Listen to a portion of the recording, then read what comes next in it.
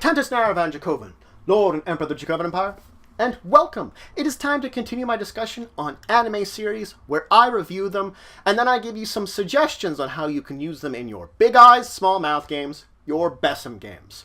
Well, today we are continuing with two more from 2014, another suggestion from you folks, and one more inspiration that I got from some suggestions from you. Well, let's start today with the two from 2014, Grisaia no Kajitsu, and of course, Sword Art Online. But let's start with Grisaia no Kajitsu, or the Fruit of Grisaia.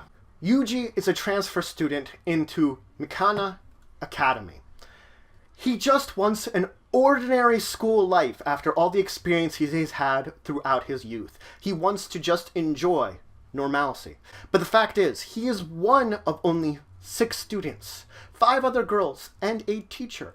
And he does seem to sort of form connections with these girls. Along the way, not only does he form these connections, he learns of each of their own dark secrets and pasts which haunt them and trouble them.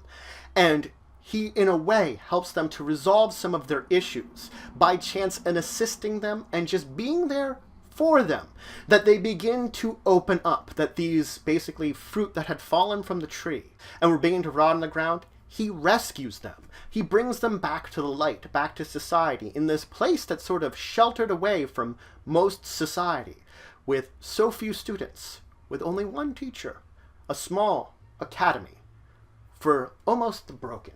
So, for the genres, this series is a drama. There is dark pasts to all the characters, Yuji included. Though he is the best at dealing with this dark past, he has already gone beyond a level of acceptance to it.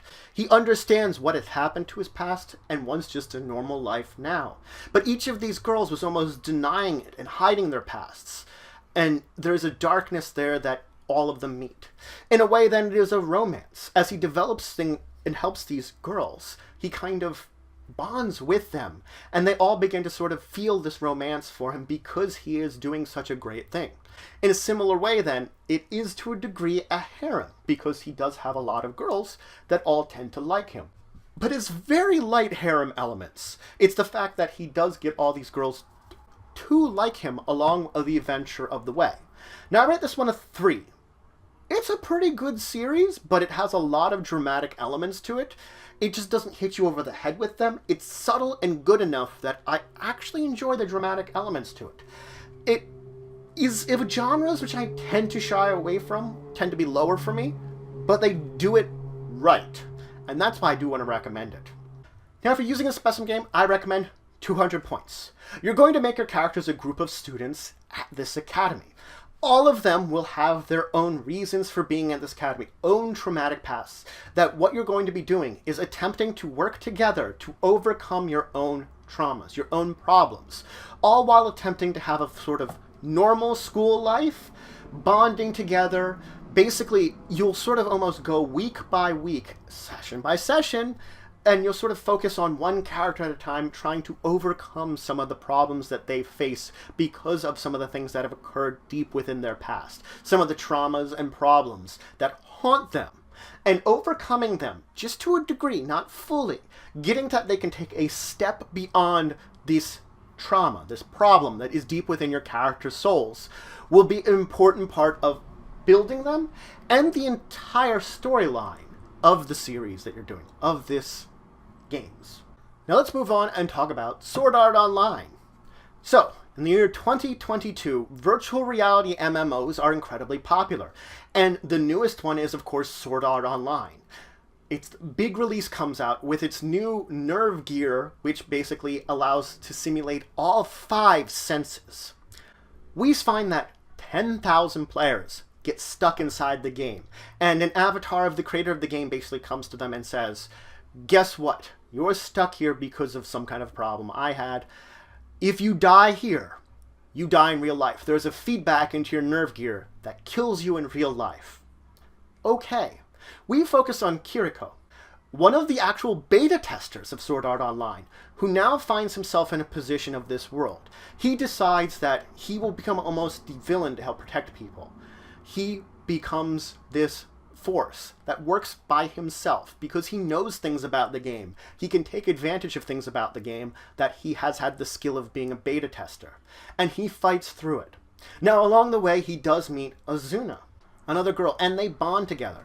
Eventually, they do overcome this place, Sword Art Online, and get free. But it isn't the end of their adventures. Their adventures are dealing with the aftermath of this, not only the adventure of it, but the aftermath of it. The creation of new, strange virtual reality MMOs. The manipulation of that. The fact that a lot more things occurs as a result of this, as the evolution of the genre. And that Kiriko, almost becomes in a position to face a lot of these things with his friends and allies along the way. So it's an action. Big battle scenes, fighting, getting into battles in these places. It's adventure. They travel, go to different places, go to different MMO realities. It's also a science fantasy, I would call it, more than anything, because it is a MMO world. It is very much so a video game world.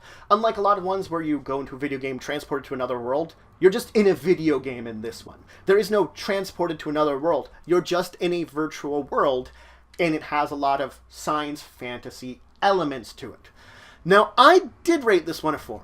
Personally, I liked it pretty well. I didn't mind Sword Art Online. I know some people really kind of have a thing about it, and I can understand where they have their complaints about the series because it isn't perfect, but it was enjoyable enough that I rate it this high, because I did enjoy it. I didn't like it at first. It took me a bit to get into it, but I when we bond and kind of learn about the Kiriko's character, I did like his character. I liked him. He was an interesting character. I found him interesting, at least, more than anything. So, and then, you know, a little bit of my opinion here for this one. But I would recommend checking it out, at least. Now, if you're using a BESM game, I would recommend 400 points.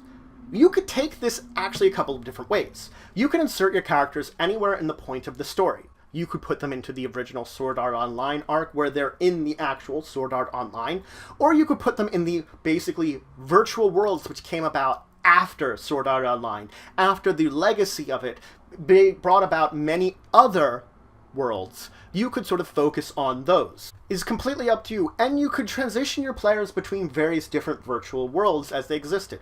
We do see a number of them throughout the manga series, throughout the anime, and throughout the light novels.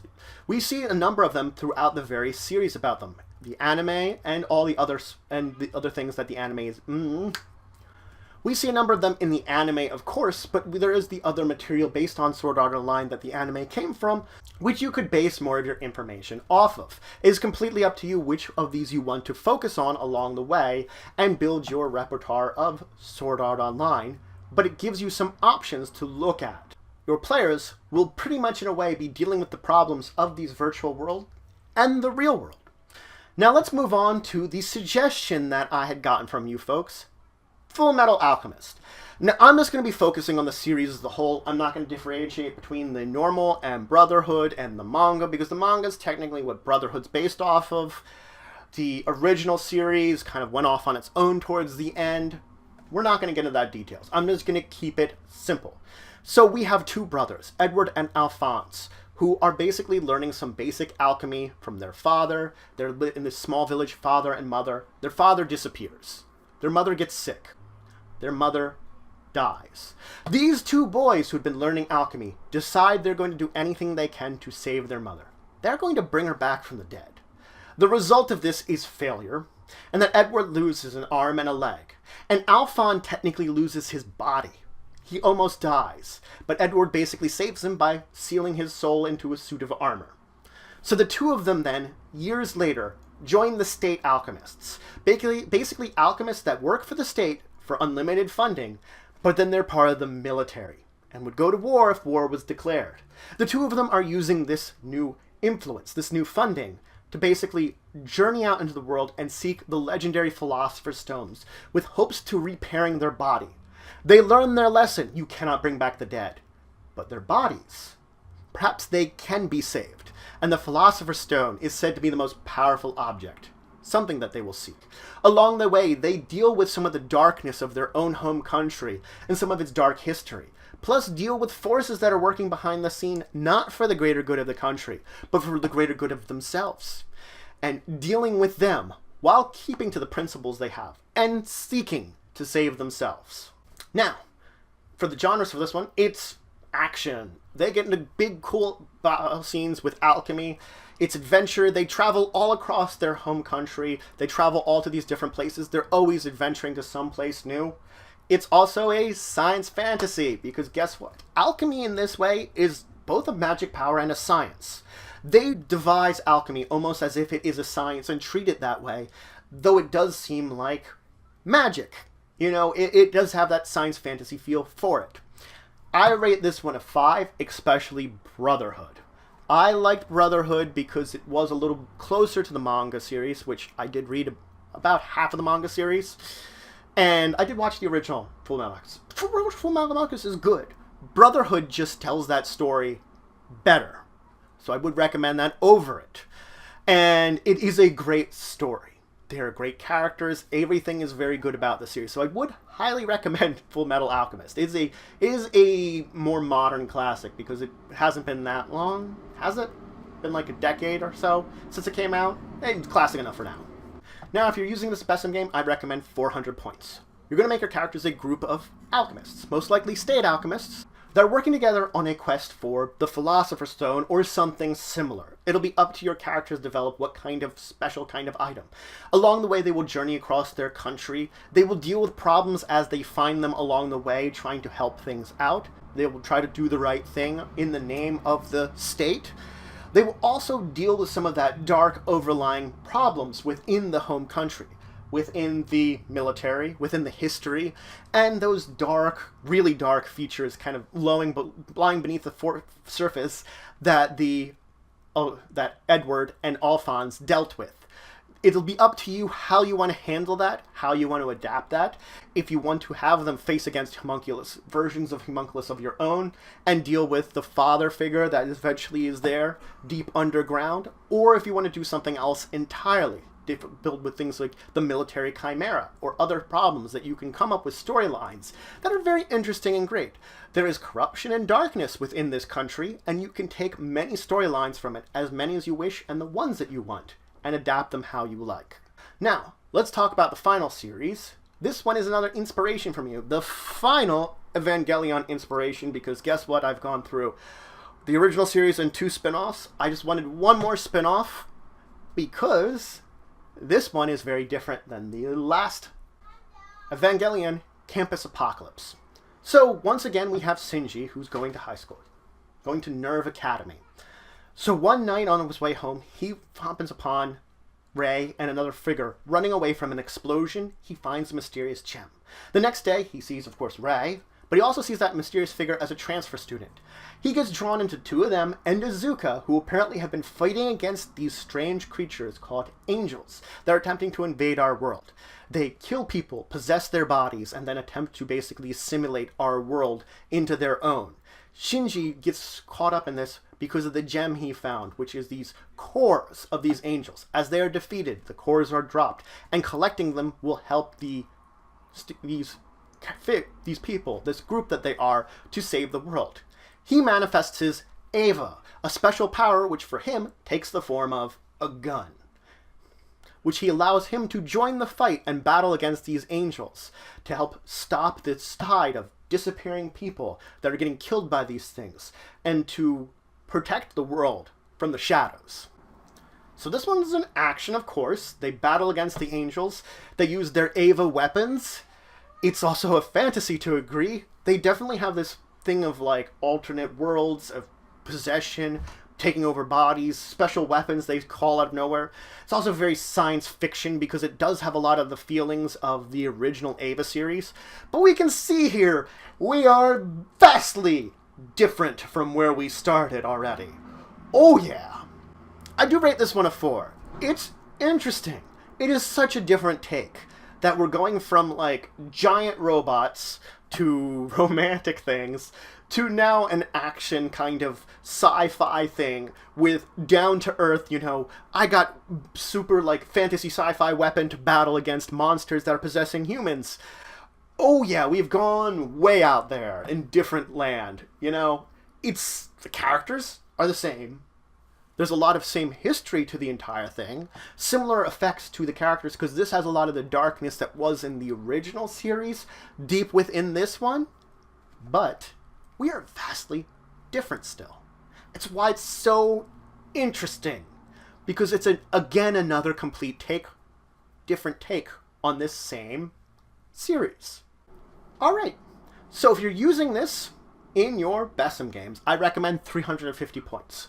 You're going to make your characters a group of high school students who, by day, go to high school, trying to maintain normal lives, but by night, battle against the angels, and manifest their own evil weapons in order to fight against them, while trying to collect cores, deal with that there is some kind of shadowy organization here beneath the Nerve Academy, deal with the fact that there might be traumas and problems with your characters, so they're trying to maintain themselves. They have their own problems that they're bringing into it, trying to fix those problems. We're not focusing on those psychological problems as much as we did in the original series, but they should be there, something to them.